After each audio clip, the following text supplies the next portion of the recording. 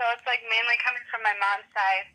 I'm a quarter, so I guess that's my mom half, and then my granny's 3/4, and then my great grandma is full. And then my great great grandma is full too, and she didn't even speak English. What Native American tribe do you belong to? The Sioux tribe of Chippewa Indians, Chippewa. And so my grandpa is a Chippewa Indian, but my granny is from a place called Wacomico, and that is in Manitoulin Island, Canada. Like, how often do you have 5 generations of, like, women live together? Like, me, my mom, my granny, my great-grandma, and my great-great-grandma. That's Like a miracle that we were all on this land. My whole family is lives in Sault Ste. Marie. They are here. Like, we're a tribe of people. We didn't go anywhere else. Here. Community. Yeah, so that's what I'm kind of going to focus on for this project is the community and what you guys maybe do together or what you don't. I don't know how you... Well, I've been getting just like this past couple of years, this year especially, like one of the main reasons for me coming home is because I have come to appreciate a lot of things that I didn't before. And one of the major thing was my culture. And I knew that there was a lot for me to learn around here because, you know, the people around here have knowledge, like useful knowledge to share with me that I wasn't taking advantage of before. So that was like one of the main reasons I wanted to come home. And one thing that I started doing with the community is going to language class every Thursday. But, I mean, it's not like an intensive language class or anything. It's mostly just a group of elders that get together. Like, my granny and grandpa go all the time. They really like it. Mm-hmm. So I go, of course, to learn something, but I also just want to, you know, hang out with them.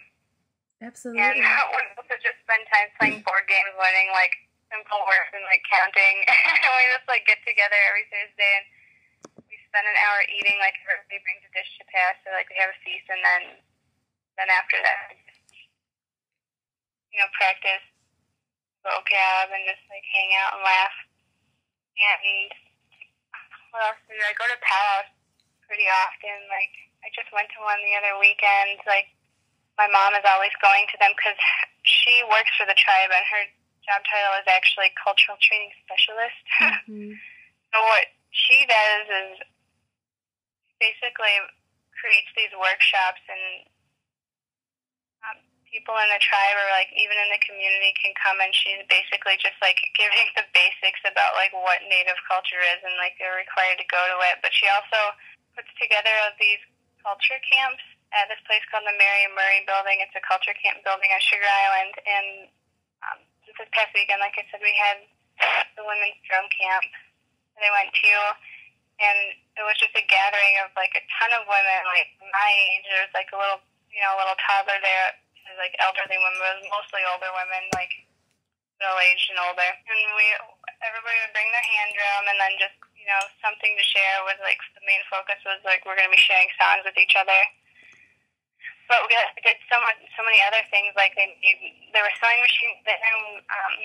My mom's friend Edie brought a bunch of fabric because she's really good at making regalia. Like that's what she does. Mm-hmm. And a bunch of ladies made skirts.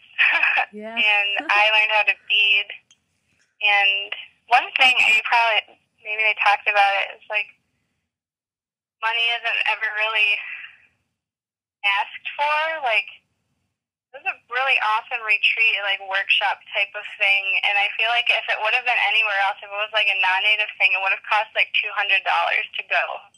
Mm-hmm. But it was like only $20, and if they couldn't pay it, you know, they're just like, okay, then what, you know, bring something, like bring food. Like that's like one of the main things I've noticed about cultural gatherings. It's like always about the food. Like that's why people come. So they do at the culture camp. They also do like they do maple sugar baking in the springtime, and they have warrior camps, which my brother's gone to that, where they're basically just like learning like wilderness survival skills. How to build a shelter, like make a fire, something like that. Storytelling. I don't even know where to begin. There's so much stuff about like living off of the land. Well, it's always something that's been really important to me, and I know that that's, you know, huge basis of Native culture is like sustaining your existence by working with the land, but respectful way always, and always giving thanks. Like it's a mutual relationship because philosophy is like, you know, we're all connected. We're all the same.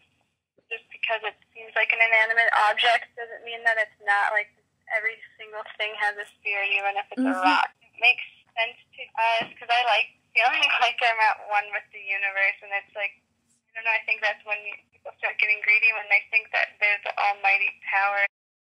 Something out of birch bark, like you're going to build a birch bark house, so you're going to take some off the tree because you want to make some art, or I don't know, anything.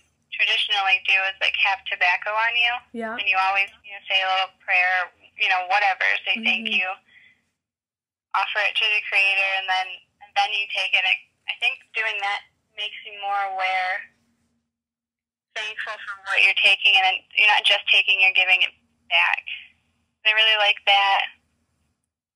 And and my grandpa is really cool because he's been organic farming ever since I've known him. I don't know how long he's been doing it, but I think that's really awesome because I really need to start talking to him more.